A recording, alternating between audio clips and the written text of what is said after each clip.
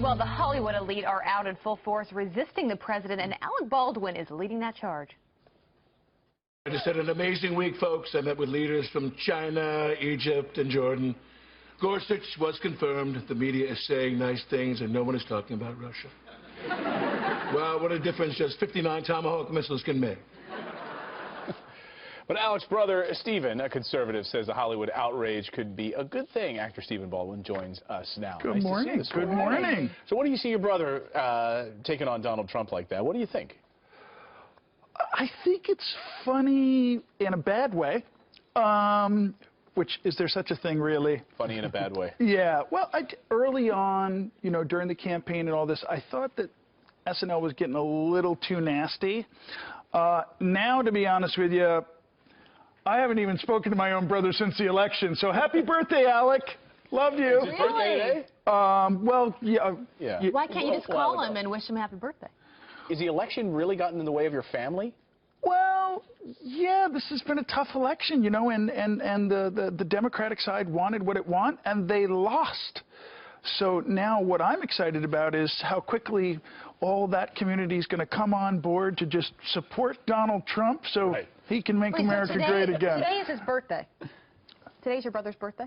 No, yeah, well, it was. Yeah, just passed. I was going to say, maybe you could try to call him on the show here and see if he answers. Sure. You got his number? I don't.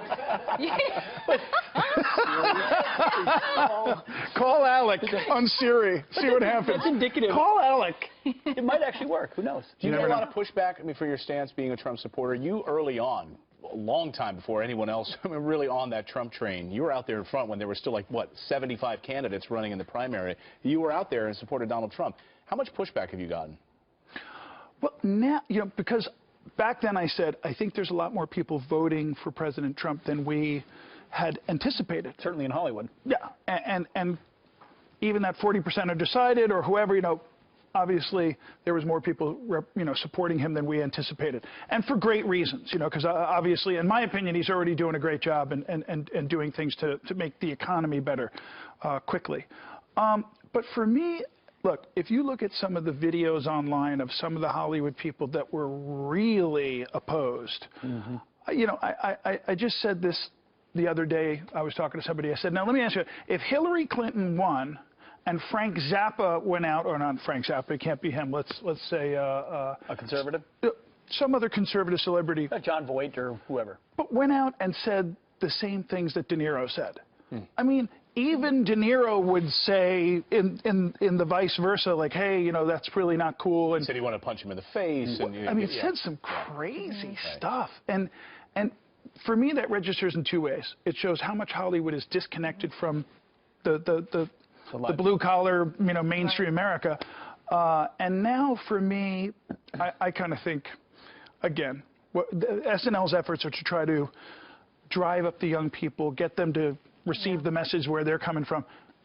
It's already kind of an issue that's already passed, in my opinion. Now we got to really, more than anything, focus on doing all we can to support this president. Yeah. Well, you're here for a project, right? Heaven, How I Got Here. I want to show people a look at the trailer.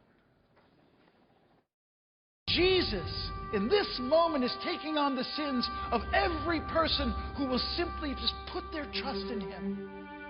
This is why he was pierced. This is why he was crushed. It was for me. If Jesus could forgive his torturer as well, maybe he could forgive me. Wow. The entire show is you. It's a one-man show. Yeah, this was one of the toughest things I've ever done. It's called Heaven, How I Got Here, A Night with the Thief on the Cross. It's in a partnership with a wonderful ministry called Unlocking the Bible. It's Palm Sunday. We got Easter coming up in a week. So this is a staged play I did a year ago based on a book written by Pastor Colin Smith. And it's basically, the narrative is, from heaven, the thief on the cross is now recounting what happened that day. It's a 1 hour, one-man show. It's just me talking for an hour. But the book and the stage play are brilliant. And then we filmed it as a movie, and it's now out for release on christiancinema.com, or you can go to @NewThiefMovie or christiancinema.com. It's right there on the homepage. You can download it right there. It's a great story for the Easter season, and it's what it's all about. On this Palm Stephen, Sunday. good to have you here this morning. Thank you. Good man. Thank you very much. More Fox and Friends after this. Call your brother. Call your brother now.